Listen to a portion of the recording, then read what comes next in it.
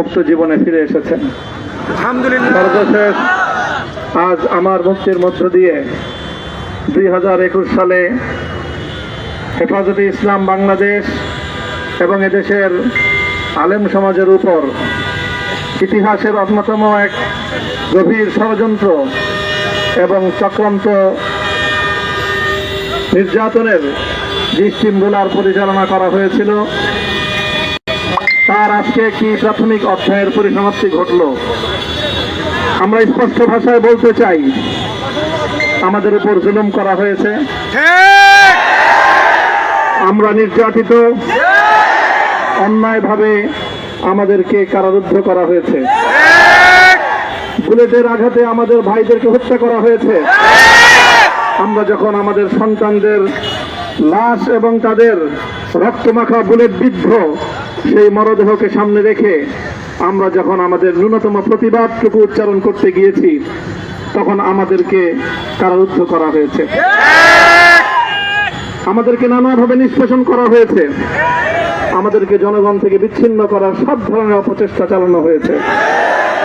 আমি আজ এই মুহূর্তে আমার এই মুক্তি উপলক্ষে আমি বলতে চাই, আমাদের উপর জুলুম করা হয়েছে, এটাকে আমরা সহ্য করে নিলাম। আমাদের ভাইদেরকে হত্যা করা হয়েছে, সেটাও সহ্য করে নিলাম। আমরা আমার সন্তানের লাশ কাঁধে তুলে নিয়েছি, সেটাকেও আমি হাসি মুখে বরণ করে নিলাম। আমাদেরকে অপমান এবং লাঞ্ছনার সব ধরনের ষড়যন্ত্রের সম্মুখীন হতে হয়েছে, সেটাও আমরা হাসি মুখে বরণ করে নিয়েছি।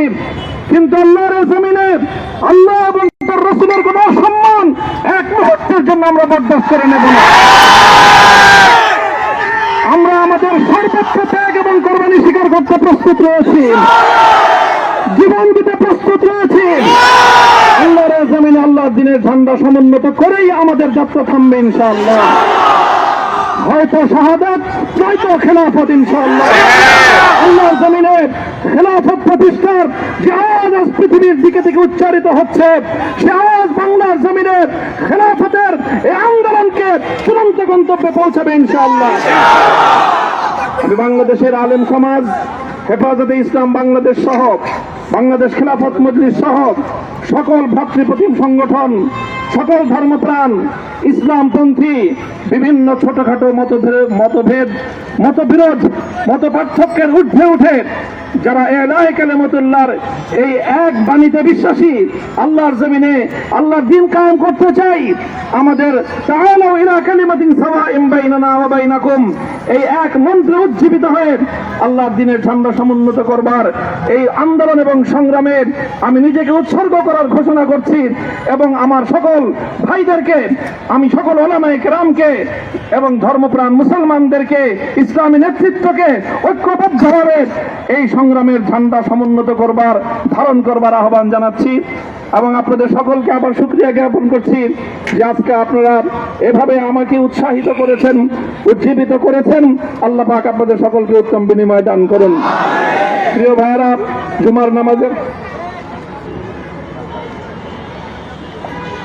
জুমার নামাজের একেবারে ঠিক আগ মুহূর্ত, এখন সব মসজিদগুলোতে জুমার প্রস্তুতি চলছে।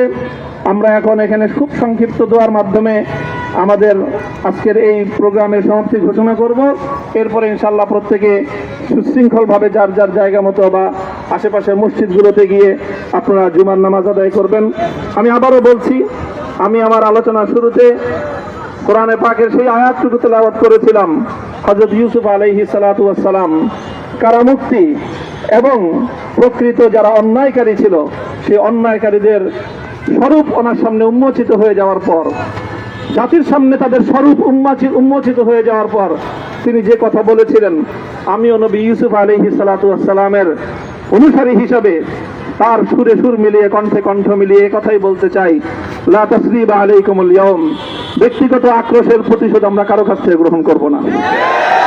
সকলকে আহ্বান জানাই, মাদ্রাসা, স্কুল, কলেজ, ভার্সিটি কোন শিক্ষা ব্যবস্থার ছাত্রদের মধ্যে বিভেদ করার নীতিতে মামুনুল হক বিশ্বাস করে না। আসো, স্কুলের ছাত্র আসো, আমার মাদ্রাসার ছাত্র পাশে দাঁড়াও, কলেজ থেকে আসো, ভার্সিটি থেকে আসো, তোমরা হাতে হাত মিলো, ইনশাআল্লাহ দেশের স্বাধীনতা অক্ষুণ্ণ থাকবে। এদেশের ইসলাম এবং হাজার বছরের যে সাধনা সংগ্রাম, সেই সংগ্রাম বিজয়ী হবে ইনশাআল্লাহ। এই জনপদ ইসলাম এবং মুসলমানদের জন্য হাজার বছর ধরে এখানে কালেমার ঝান্ডা সমুন্নত করবার জন্য আমাদের পূর্বপুরুষরা যে সংগ্রাম করে গেছেন, সেই সংগ্রামকেই আমাদের কাঙ্ক্ষিত গন্তব্যে পৌঁছানোর জন্যই আমরণ এক সাধনায় আত্মনিয়োগ করতে হবে। সেই আহ্বান আমি সকলের প্রতি ব্যক্ত করছি। ও আখিরু দাওয়ানা আলহামদুলিল্লাহি রাব্বিল আলামিন। اللهم صل على محمد وعلى آل محمد كما صليت على إبراهيم وعلى آل إبراهيم إنك حميد مجيد. ربنا ظلمنا أنفسنا وإن لم تغفر لنا وترحمنا لنكونن من الخاسرين. ربنا آتنا في الدنيا حسنة وفي الآخرة حسنة وقنا عذاب النار. اللهم أحسن عاقبتنا في الأمور كلها وأجرنا من خزي الدنيا وعذاب الآخرة. اللهم آمين. يا الله ইখলাসের সাথে শুধুমাত্র আপনার সন্তুষ্টির উদ্দেশ্যে আপনার দ্বীনের ঝান্ডা সমুন্নত করবার জন্য হে আল্লাহ আমাদের বুকে আপনি সাহস দিন, হে আল্লাহ সাহস দিন, হিম্মত দান করুন। আল্লাহ আপনার নুসরতকে, আপনার সাহায্যকে আমাদের সামিলে হাল করে দিন। হে আল্লাহ আপনি আমাদেরকে সাহায্য করুন।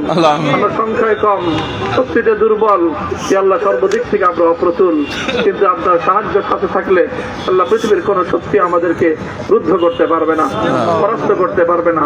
হে আল্লাহ আমরা আপনার সাহায্য চাই। হে আল্লাহ জালিমের জিন্দানখানাগুলোতে সারা বিশ্ব জুড়ে অসংখ্য মুজাহিদিন, অসংখ্য মুসলিম সংগ্রামী, তারা দিনের পর দিন, মাসের পর মাস, বছরের পর বছর মানবেতর মজলুমিয়তের জীবন যাপন করছে। ইয়া আল্লাহ সকল মজলুমদেরকে আপনি মুক্তির ব্যবস্থা করে দিন। ইয়া আল্লাহ তাদের মুক্তির জন্য যথাসাধ্য ভূমিকা পালন করার তৌফিক আমাদেরকে, পুরা উম্মাহকে আল্লাহ আপনি দান করুন। সাল্লাল্লাহু তাআলা আলা খায়রি খালকিহি মুহাম্মদ ওয়া আলা আলিহি ওয়া আসহাবিহি আজমাইন।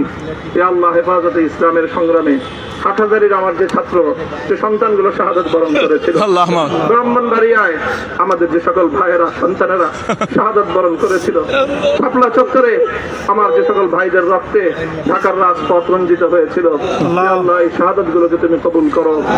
আল্লাহ রক্তের বিনিময়ে এই জমিনকে তুমি তোমার দ্বীনের ঝান্ডা সমুন্নত করবার জন্য তুমি কবুল করো। সাল্লাল্লাহু তাআলা আলা খায়রি খালকিহি মুহাম্মদ ওয়া আলা আলিহি ওয়া আসহাবিহি আজমাইন। সুবহান রাব্বিকা রাব্বিল ইজ্জাতি আম্মা ইয়াসিফুন ওয়া সালামুন আলাল মুরসালিন ওয়ালহামদুলিল্লাহি রাব্বিল আলামিন।